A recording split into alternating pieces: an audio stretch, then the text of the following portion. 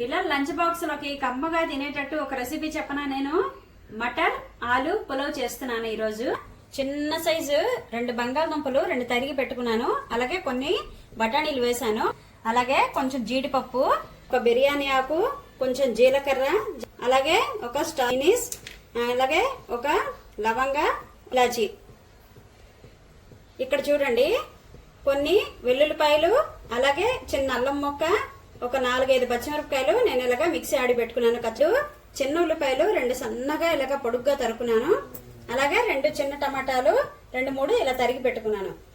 Stove మీద ఒక cooker పెట్టేసుకున్నాము. 2 చెంచాలు నెయ్యి వేసుకోండి. 2 చెంచాలు ఆయిల్ కూడా వేసుకోండి. ఇట్లా దినుసులన్నీ వేసేసుకున్నాం.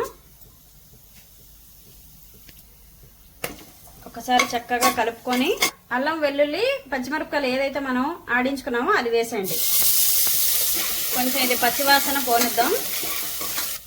ఇప్పుడు మనం ఉల్లిపాయలు వేసేద్దాం. అల్లం చూడండి, ఉల్లిపాయలు కొంచెం వేగాయి కదా. ఇప్పుడు మనం జీడిపప్పు వేసేసుకుందాం.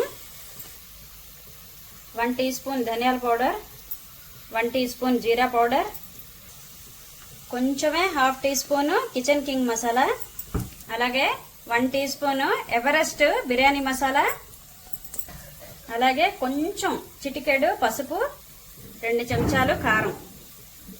ఇప్పుడు మనం మసాలాలన్నీ శుభ్రంగా వేపుకున్నాం.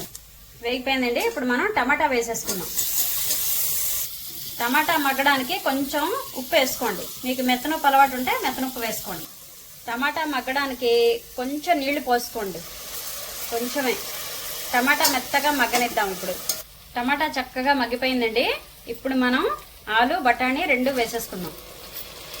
నేను ఇక్కడ గ్లాసున్నర బియ్యం శుభ్రంగా కడిగి పెట్టుకున్నాను. ఇప్పుడు మనం రైస్ కూడా వేసేసుకున్నాం. రైస్ కూడా వేసేసుకున్నాం కదండి. స్టవ్ ఇప్పుడు మీడియం ఫ్లేమ్లో పెట్టి చక్కగా కలుపుకోండి. ఒక 5 నిమిషాల పాటు కలుపుకున్నాం కదండి. ఇప్పుడు కొత్తిమీర కూడా వేసేయండి. కొత్తిమీర వేసేసి ఏ గ్లాస్తో అయితే బియ్యం కొలుచుకున్నామో అదే గ్లాస్ తోటి 3 గ్లాసులు నీళ్లు పోయండి. గ్లాసున్నరకి. రుచికి సరిపడా ఉప్పు, ముందు టమాటాలో కొంచెం వేసుకున్నాం కాబట్టి చూసి వేసుకోండి. ఉప్పు వేసాక కలిపేసుకొని 2 విజిల్లు రానిద్దాం. వేడి వేడి మటర్ పులావ్ తయారైపోయిందండి. మరి చూసారు కదా ఎలా చేసానని.